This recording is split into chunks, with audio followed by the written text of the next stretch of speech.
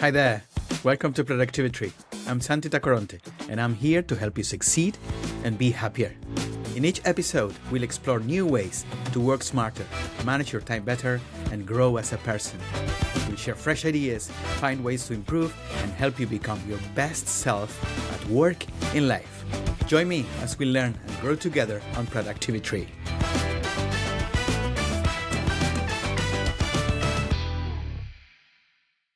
If you're into data, productivity, and working smarter, not harder, check out my newsletter, Cut the Hype, Cash the Data. Every week I send you quick tips, tools, and insights you can actually use. No fluff, just results. Sign up in 10 seconds at santiagotacoronte.substack.com. That is santiagotacoronte.substack.com. Dr. Jonathan Lockwood is a renowned expert in intelligence analysis and the creator of the Lockwood Analytical Method for Prediction, LAMP, a groundbreaking technique for forecasting short-term, unique behaviors in complex environments.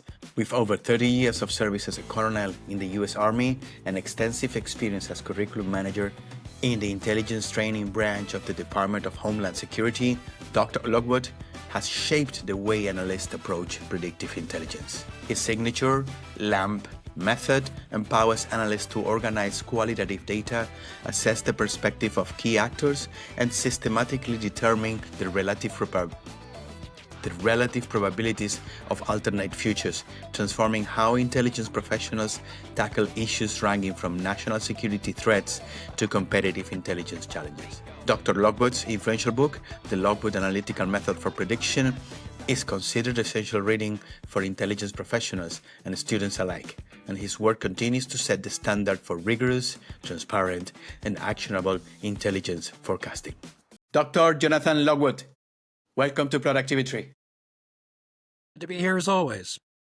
Doctor, how did you become an intelligence officer? Now that started, the beginnings of that started back really about when I was about 13, and a friend of mine, Bill Dunn, down the street from where I lived in Tampa, invited me over to his house to show me a new game that he had bought, and it's called the Battle of the Bulge. World War II Battle of the Bulge, the Ardennes Offensive, and it was produced by the Avalon Hill Game Company, and so we played the game. I was fascinated by the game and its mechanics, and because of that, my interest in that game, I started becoming interested in other games that he had, and I became interested in studying the history, the military history behind the actual games and the battles, and from that it developed into an interest in history in general. And as my interest in studies grew, I became interested in the intelligence, learning how the other side gathered information about these battles. Because in a war game, everything's sitting in front of you. You have theoretically perfect intelligence about what the other side's going to do. But that's not the case in actual warfare. So my interest in military history and strategy grew through high school. And I eventually became interested I was in junior ROTC in high school, but also developed an interest in wanting to go to West Point, to go to the military academy and eventually become an intelligence officer. And so I went to West Point for about 1973 for about 16 months. Get there, then I decided to resign and transfer into ROTC at University of Tampa. And because I was known as having something of a nonconformist personality. And the interesting thing about that, and so at University of Tampa, I met my Russian history professor, Dr. Steven Spironis, and he recognized in me what my potential was, and he said, Jonathan, if you are going to enter into the U.S. Army as an intelligence officer, being who you are, you're going to need an equalizer. You need something that will back people off, and a credential that no one else has. So he encouraged me to apply to the University of Miami's Center for Advanced International Studies, and to get admitted there, and essentially the strategy was to take an educational delay from active service and delay for my master's degree and then my PhD in international affairs, concentration Soviet area studies. and said, delay until I had completed my PhD degree, then enter the Army. And he said, you will have a credential that no one else can match. And I will have a more interesting career pattern. Well, he was correct. And so I had taken and my graduate record exam scores were exceptional. So the University of Miami offered me a tuition fellowship for my master's degree. So you come here to University of Miami, your master's degree is on us. And so, and that subsequently led, because my performance justified it, they also gave me tuition fellowships and economic assistance for my PhD program. So I was able to essentially work my way through a combination of work, study, and the student loans that I had to take. I did have to take out some student loans, but back then in the late 1970s, my student loans, because of the other factors I had, amounted to about $7,500. Those were my student loans. And they had provisions, so because I was going to the Army, I could defer payment on those loans for about 3 years or so, and then pay them off at a very low interest rate. So I was able to pay off, all 7,500 of those student loans while I was on active duty. So there was no financial strain there. And so in September of 1980, I entered the U.S. Army as a 24-year-old first lieutenant with a PhD in international affairs, Soviet area studies. They told me that not only was I the only lieutenant in the Army with a PhD, I was the only lieutenant in the Armed Forces of the United States with a PhD. And big advantage of that is no one ever called me a dumb lieutenant. So, Yeah. Doctor, what's something most people completely misunderstand about working in intelligence? if you tell people that that you are either an intelligence officer or that you work in the intelligence field, the most common assumption people make is that you are a spy. Mm. They they project that you're living a sort of James Bond type of existence. That you secretly travel to exotic places and you have this exciting secret life that no one else knows about.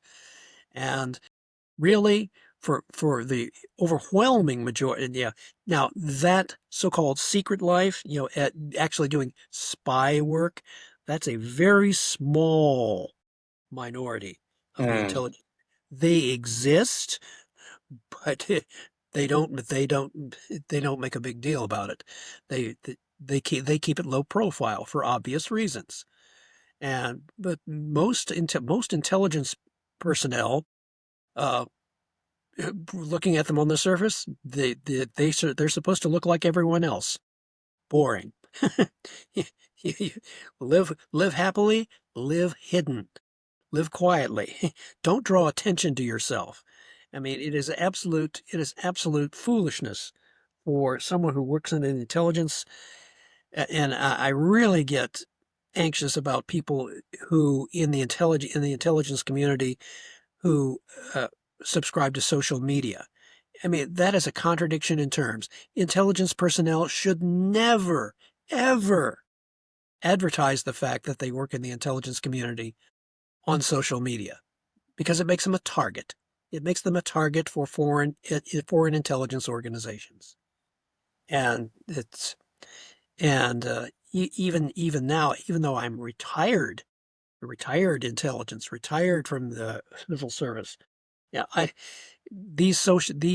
is only very recently that I've started appearing on podcasts, simply because my research in open sources and my insights are, I believe, of value not only to the intelligence community, to the public at large, but also to the current administration, because what they are doing has significant intelligence implications. Mhm. And what is the biggest misconception people have about how decisions are made at high levels? Well, for example, if you're watching the current Trump administration, people are assuming that they're seeing the entire thought process, that they think they know what's going on. The Trump administration, like every other administration, yes, they have certain things which they put out there to maintain some transparency, But all of the considerations, including the access to classified information, which the Trump administration has, they are not going to put that out in front. They're not going to put that out. Never mind that last recent mishap with Signal where that was an administrative error. That's not a practice.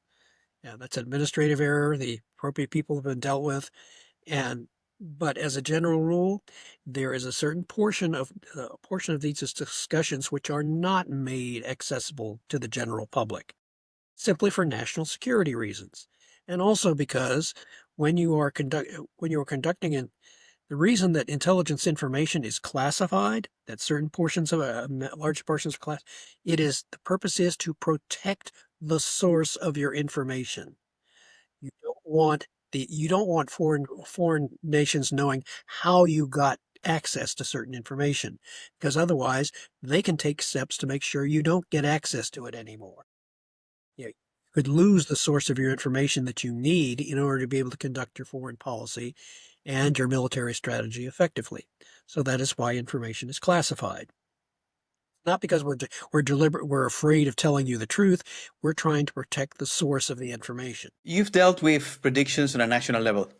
What made you create the LAMP method, and how is it different from other forecasting models? Well, back in 1992, the intelligence committee, they had an annual competition, what's called the Director of Central Intelligence and Exceptional Intelligence Analyst Program. They select a small number of intelligence analysts who propose a project that they will perform for the intelligence community. And those who are selected are given a small budget, to perform their research. And I proposed in 1992 to perform a project which was really an extension of my PhD dissertation and my other work. I proposed to study the perceptions of the former Soviet nuclear republics and their perceptions of the nuclear weapons issue. Because back in 1992, the former Soviet nuclear arsenal was divided among four republics: the Russian Republic, Kazakhstan, Belarus, and Ukraine. And so there was divided control.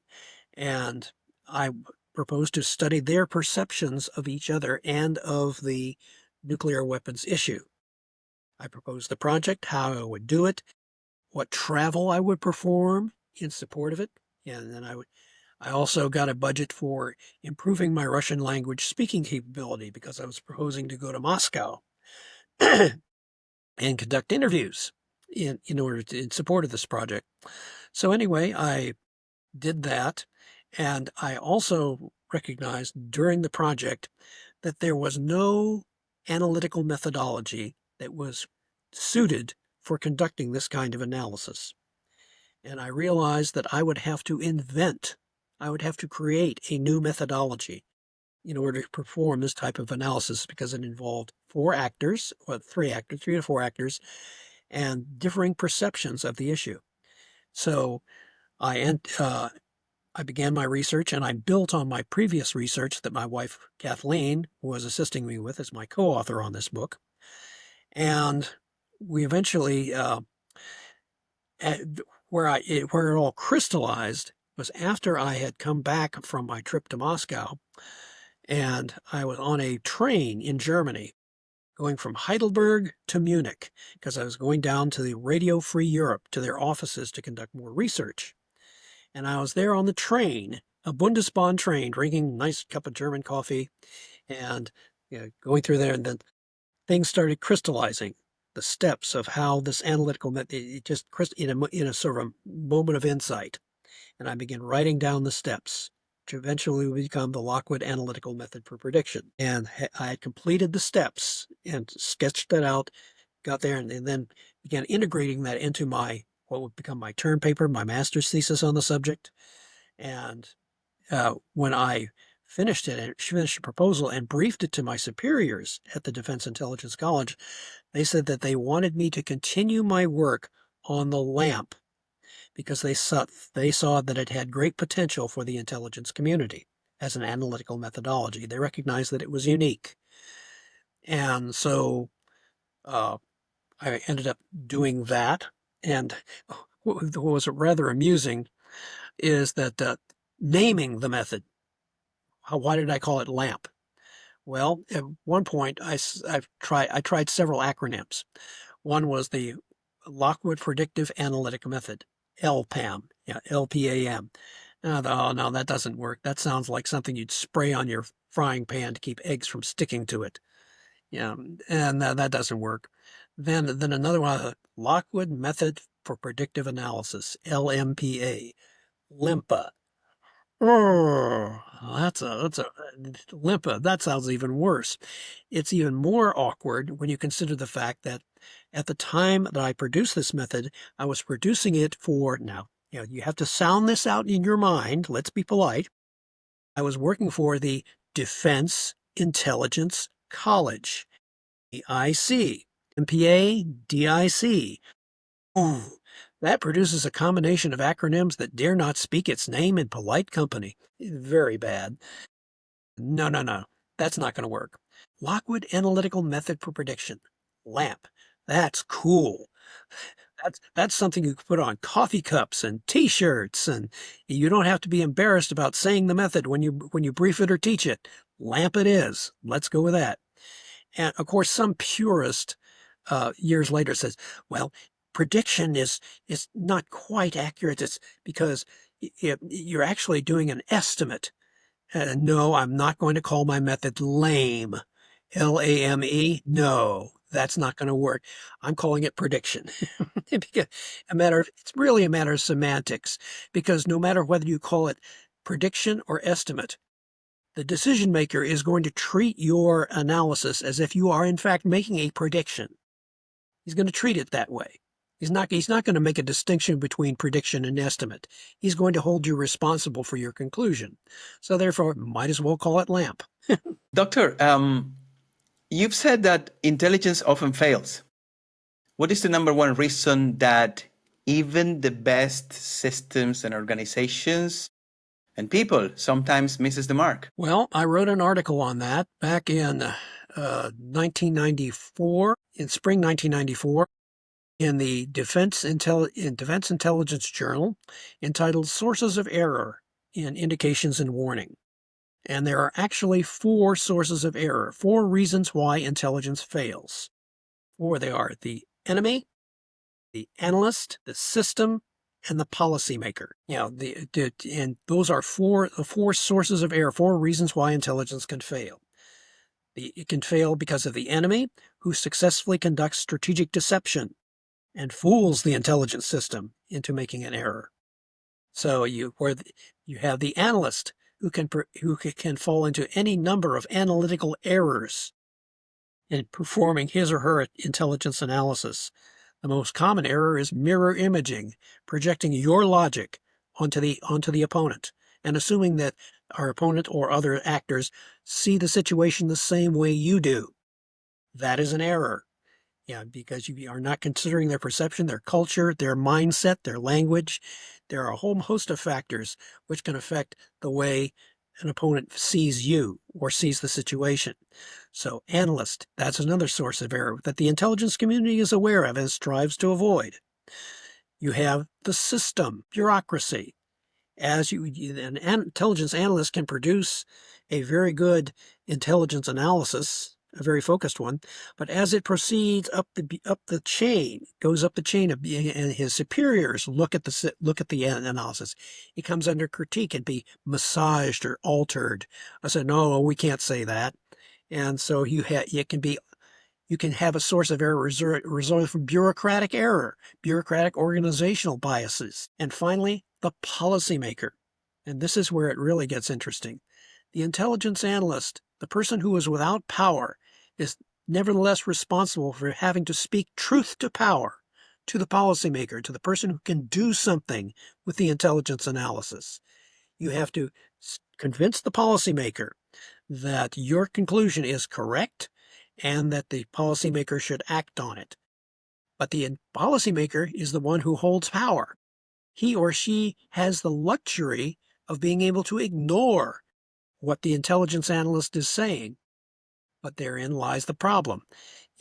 when you speak, it could now the best case in this is when the intelligence analyst is correct and the policymaker believes him, and he's correct, and the good guys win. Great. Okay, then you have one where the intelligence analyst is wrong and the policymaker ignores him. Nah, who cares? He was wrong, but nothing happened. The intelligence analyst is uh, wrong, and is wrong, but the policymaker believes him. Okay, yeah, so what? But the worst case is when the intelligence analyst is correct and the policymaker ignores him.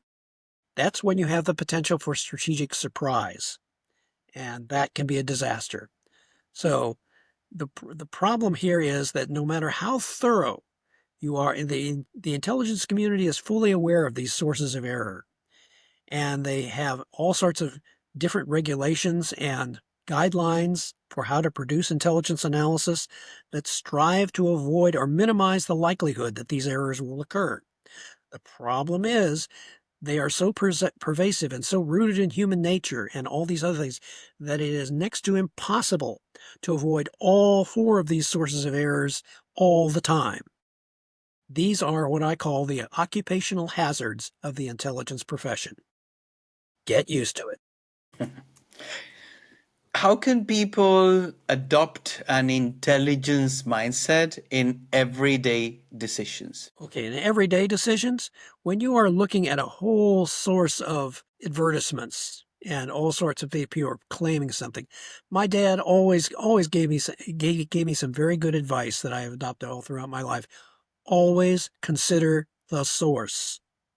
Always consider the source of any claim. Consider the source of any remark. Don't just take it at face value. Don't assume that the person who's talking to you is telling you the unvarnished truth. You have to cross-check. Always cross-check with other sources. When you're looking at the daily news, when you are looking at a headline, don't assume that headline is telling you the truth. You have to cross-check. You have to look at other sources. If you look at MSNBC, also look at Fox. If you look at and other sources, you look at multiple sources of news, because the truth, ground truth, the pure truth, is not always grounded in one. Some sources may be closer to the truth than others, but you can't always be sure that the absolute truth or the pure truth. It is always a constant search. And as an intelligence officer or intelligence professional, you are always engaged in a constant search for truth, constantly sifting evidence. Yeah.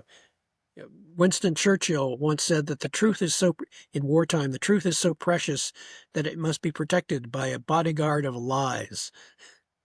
So that is something we have to be careful of. Hey, quick break. If you're into data, productivity, and working smarter, not harder, check out my newsletter, Cut the Hype, Cache the Data. Every week I send you quick tips, tools, and insights you can actually use. No fluff, just results. Sign up in 10 seconds at santiagotacoronte.substack.com. That is santiagotacoronte.substack.com. Now back to the episode. Doctor, what is one tactical method from your world that can increase personal productivity? I make use of a personal journal and I'm very 20th century that way. I write down my objectives, what I want to achieve, and I write down ways and pathways that I can go about it. I don't try to put them on a computer, simply because they're vulnerable to crashing or being tapped. So I use a journal, it's a very hard copy, and I say it's invulnerable to electromagnetic pulse. It can't crash. But if you write it down and you can map it out, it does, in fact, cement it more firmly into your brain. And it does, you tend to become more committed to accomplishing that objective if you actually write it down.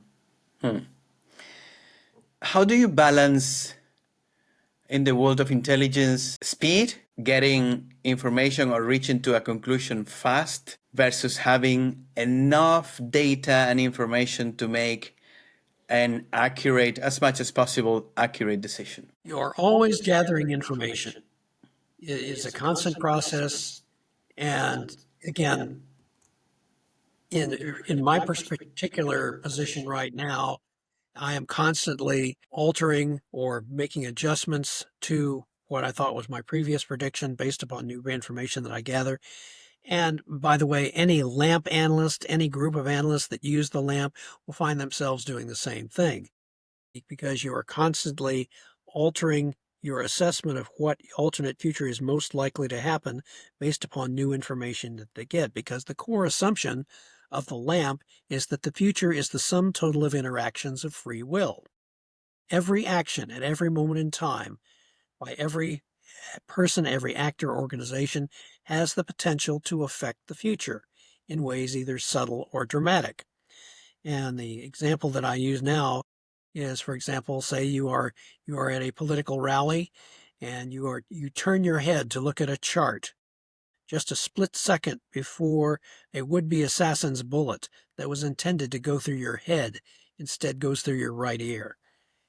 And that with President Trump, no matter whether he turned his head or did not turn his head, at that critical moment in space and time, those two decisions would each have a decisive effect on the future, not only his personal future, but the future of America and arguably the world. That's a decisive effect on the future. And there is no such thing as an action that has no consequences. It does not exist. So you must, when you're looking at a LAMP problem, as you get new information, that has the potential to change the relative probability of the alternate futures. People who who read my LAMP book and who look at the examples that three of the best examples that my wife Kathleen selected to be included in the book, you can take that or any LAMP problem that they devise, and as you get new information, your analysts revote the relative likelihood of alternate futures, you will find that your assessment will change based on the receipt of new information. So you must always adopt a mindset of flexibility. You will never arrive at the definitive answer. Matter of fact, one of the mistakes that I had to correct my students on when they would brief their LAMP papers to me in graduate school, one or more of the students would make the mistake of saying the LAMP method concluded.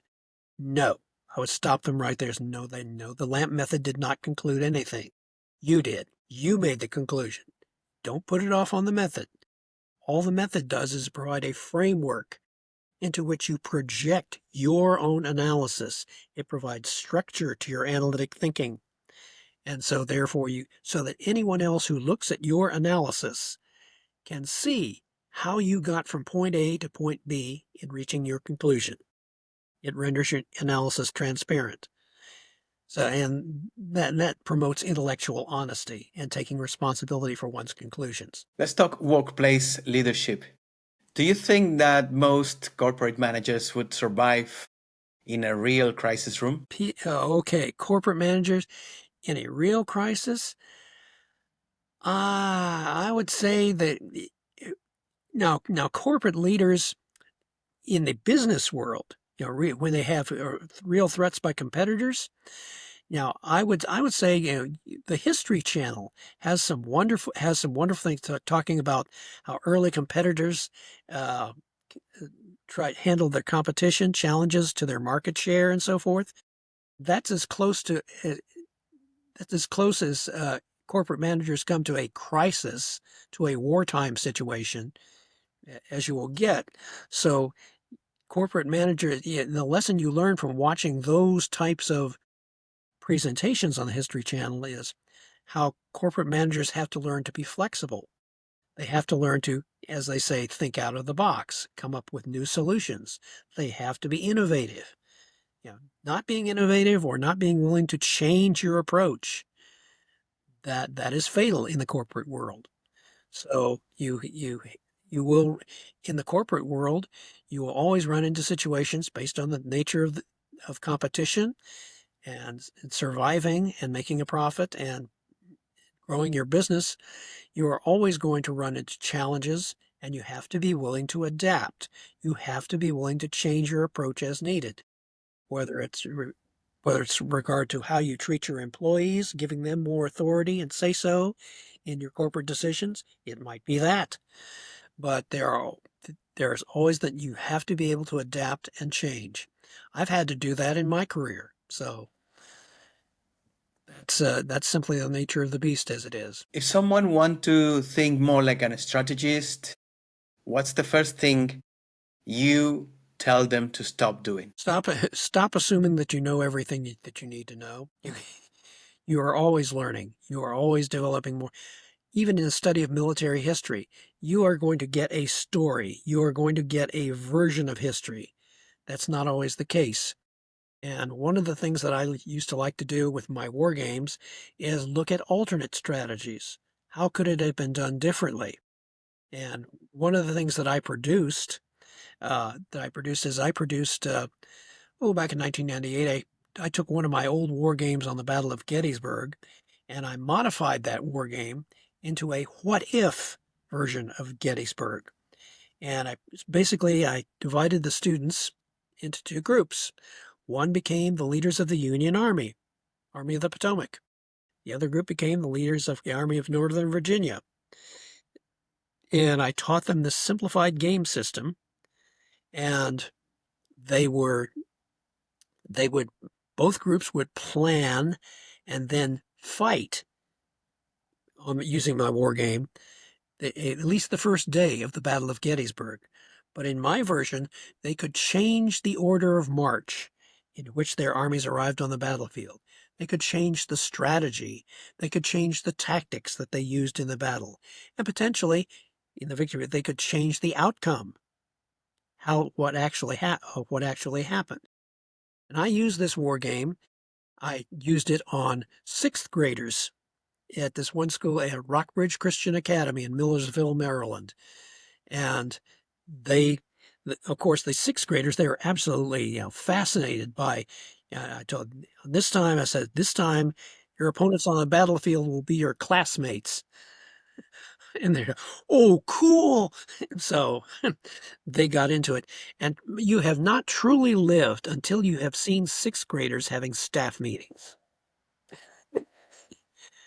It's at sixth grade. You are starting to see a foreshadowing of what they are going to be like as adults, and it's a little scary. Sometimes inspiring, sometimes a little scary. As to this is what they're going to be like. This is how they're going to operate.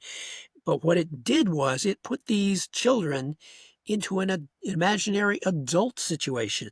It forced them to, as one of the teachers said, she said, they're using higher order thinking skills that I didn't think they had. It forced them to do it. And so it stretched their minds of what was possible.